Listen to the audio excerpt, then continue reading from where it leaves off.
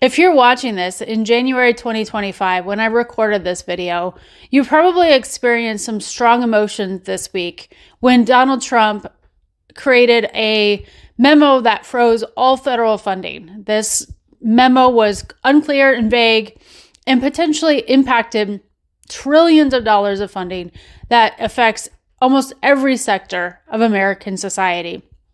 It created a lot of chaos and confusion for people who are doing very important work to keep our country going, to keep us well, to keep us healthy, to keep us safe, to keep us educated, to keep us informed. Federal funding is a part of American life. The situation was challenging for many people. And what it really got me thinking about was, how do people like myself, like you, who are in some type of community change, social change, community development, nonprofit, or social good work, really have the endurance to keep going for the long haul when there are challenges and situations, things that feel hopeless or burdensome? How do we keep going? How do we find the motivation to do what we're doing when circumstances don't seem to be in our favor at all? I'll tell you a little bit about my personal story. I was born with a chronic rare condition called phenylketonuria. It required medical nutrition and a very, very strict diet and health routine for many, many decades of my life until health treatments improved. What this did for me was really create a lifestyle where I had to be very careful about boundaries, about taking care of my health and taking care of wellness.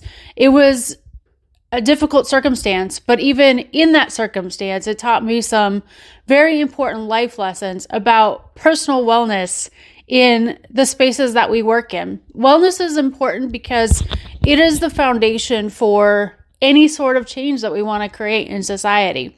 Personal wellness is what gives us the capacity to keep going. And when we're doing work that's very important, when we're seeing situations that feel like crises, emergencies, very challenging things happening in front of us, it's very easy to keep going all in the work and not take care of our health and our wellness.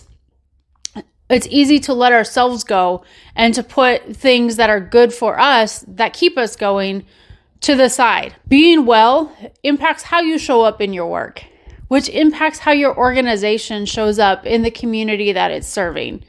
Ultimately, you should be well to serve your community and to serve your purpose well. There's a lot that could be said about that. This is not a health-focused video, but I wanted to give some tips that I use to make sure that I'm keeping my mental and physical health strong no matter what the circumstances. So tip number one is just to shut things off. That may mean shutting things down or literally shutting things off. There's only so much you can control in the day-to-day. And while in the long run, there may be circumstances or events where you need to get involved, you need to be informed, you need to know what's going on. In the short term, sometimes you do actually have the space to shut things off, shut down the news, shut down the social media, and get some quiet and some space to yourself. You can't control everything, so taking the time to control your personal space and your time for rest, mentally and physically, will matter in the long run. And when I say shut things off, that also means shut off the work. And of course, to be very clear, there are times that the work can't be shut off. When somebody's house is burning down, it's not time for a firefighter to say, I'm off for the day, it's time to leave.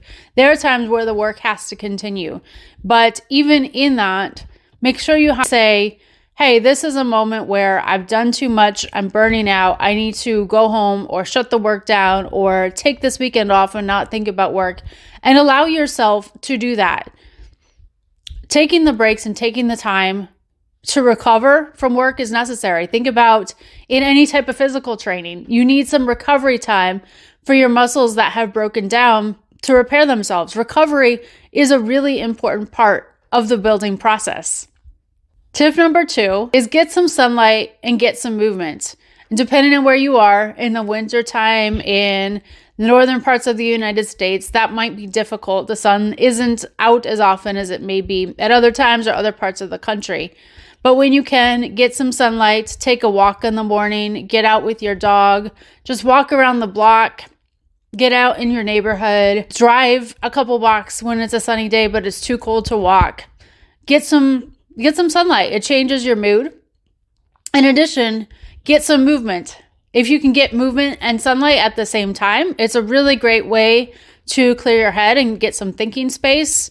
If you can't get sunlight and movement at the same time, find ways to do it around the house. Walk up and down stairs in your house if you have to. If you don't have stairs, consider the opportunities at a local community center. Some exercise equipment is very inexpensive. A mini trampoline might be $120. That could be an investment in your health. Just taking 15 to 20 minutes at a time throughout the day to get up and to move will make a big difference in your energy levels and in your clarity of thought. It's very easy to stay at your desk all day long and not move a whole lot, but movement and sunlight will help your mood and help put things in perspective. Tip number 3 is to practice gratitude. Whenever I pause to think about the things that I do have to be grateful for, my overall physical health, my family, the sunlight outside, quiet spaces, the things that I have built and accumulated and been able to purchase over my decades of life, the things that I take care of, the things that I've accomplished, even if they feel like a very long time ago, it puts back in perspective the things that I do have. And when we're able to take a look at the things that we do have, it's an opportunity to realize how much we've actually accomplished. You've accomplished some things in your life. You have some things to be grateful for. You can find a small thing throughout the day to be grateful for. Maybe it's a kind word that somebody said to you. Maybe it's your coffee, your favorite type of coffee. There's always something around you to be grateful for. And when you focus on the good things, it can create a critical perspective shift that helps you to keep going in the challenging times. So take time for those 3 things. They're very simple, low effort tips, but they do require some intentionality. Tip number 1, shut off the news and the noise, get some quiet space and set some boundaries around your work. Tip number 2, get some sunlight and movement to reset your mental health and get some perspective. And tip number 3, practice gratitude. Be grateful for the things that you do have instead of focusing on all the things that are going wrong. And last, for me, the most important tip, though, of all of them is to have faith. For me, I'm a Christian, and so I place my faith in Jesus Christ. He's my anchor, and he gives me hope when I feel like circumstances are hopeless. There's been many people who have been hurt by other Christians or by the church and who may want to shut off this video at this point, but I would be doing an injustice to you if I wasn't telling you the reason that I'm able to stay hopeful and positive in difficult circumstances. Regardless of what you see around you, there is a God who loves you and who loves the poor and who loves justice. My name is Sarah Hope Marshall, founder of Profound Hope Industries. We work with mission-based organizations in their own context to create social change. Like and follow so we can create more content for you.